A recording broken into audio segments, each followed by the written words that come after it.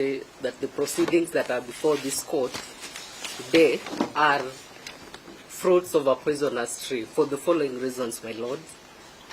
The first reason is that, your lordship, our matter was referred to the Honorable Lady Justice, the Chief Justice, on 11th of October 2024 for empanelment of a bench.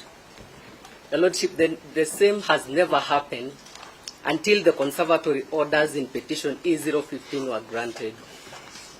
It therefore shows, your lordship, that petition E014 as consolidated with E013 are here to seal the loopholes so that we cannot question why petition E015 was brought before this court before E014.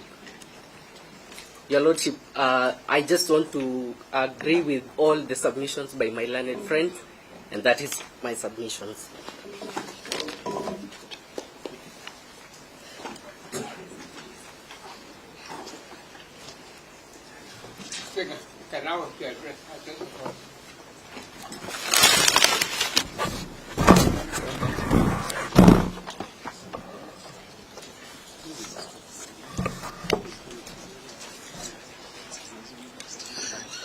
My lord, hearing of matters during night hours, may I state very respectfully, my lord, that judges can hear matters at odd hours.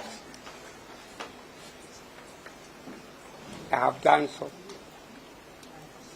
The colonial judges had cases at odd hours in the middle of the night, early hours of the morning, at night. I remember appearing before Chief Justice Simpson, Platt, Darkdale, Sir James Wicks. These would be cases with simple matters, like individuals who want bail at night because probably they have been in the bar, they have drunk a lot, and they want bail. You would rush to a judge's home or the Chief Justice's home, and he would grant bail.